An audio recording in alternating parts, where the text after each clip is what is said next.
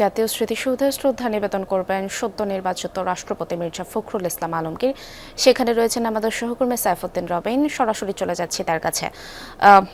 রবিন, রাষ্ট্রপতি কি ইতোমধ্যে সেখানে পৌঁছেছেন কিনা? কিছুক্ষণের মধ্যেই তিনি শ্রদ্ধা জানাতে স্মৃতিসৌধের যেই মূল বেদি রয়েছে সেখানটায় এসে পৌঁছবেন। নিশ্চয়ই দেখতে পাচ্ছেন রাষ্ট্রপতি মহামান্য রাষ্ট্রপতি মির্জা ফখরুল ইসলাম আলমগীর তিনি স্মৃতিসৌধের মূল বেদির দিকে এগিয়ে যাচ্ছেন। অন্যদিকে গার্ড অফ অনারের জন্য প্রস্তুত রয়েছে চৌকস একটি দল।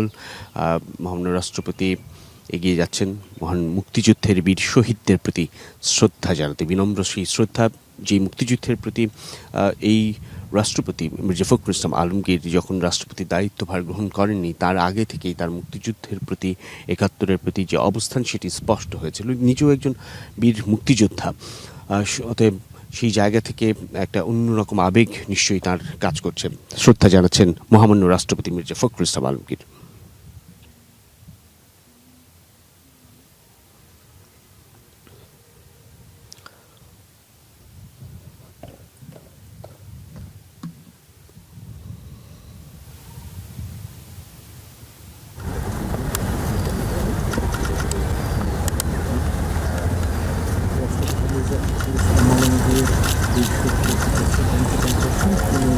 শহীদদের শ্রদ্ধা জানালেন মহামান্য রাষ্ট্রপতি।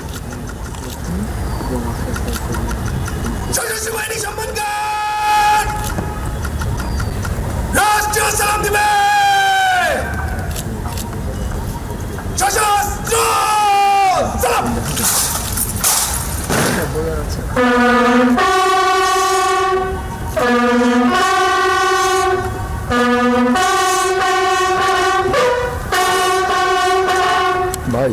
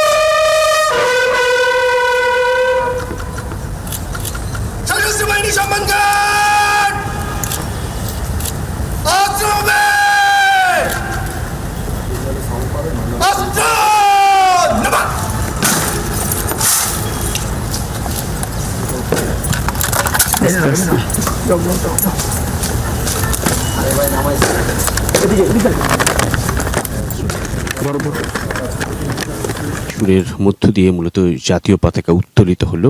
এখন মহামান্য রাষ্ট্রপতি শ্রদ্ধা জানানো শেষে সশস্ত্র বাহিনীর সদস্যদের সঙ্গে যে আচার, সেই আচার কার্য আসলে পরিচালনা করছেন এখানটায়, অর্থাৎ এই জাতীয় স্মৃতিসৌধে শ্রদ্ধা জানানোর এই আয়োজনে মহামান্য রাষ্ট্রপতির উপস্থিতির জন্যই মূলত তিন বাহিনীর প্রধানের সঙ্গে রয়েছেন মুক্তিযুদ্ধ বিষয়ক প্রতিমন্ত্রী ইশরাক হোসেন। মহামান্য রাষ্ট্রপতি জাতীয় স্মৃতিসৌধের মূল বেদি প্রাঙ্গণ আসলে দেখা করছেন এখন এই মুহূর্তে। এরপরই তিনি পরিদর্শন বইয়ে স্বাক্ষর করবেন, যে স্বাক্ষরের মধ্য দিয়ে বা যেই স্বাক্ষর শেষেই তিনি আসলে স্মৃতিসৌধ ত্যাগ করবেন। এর মধ্য দিয়ে শেষ হবে আজকের এই আয়োজন।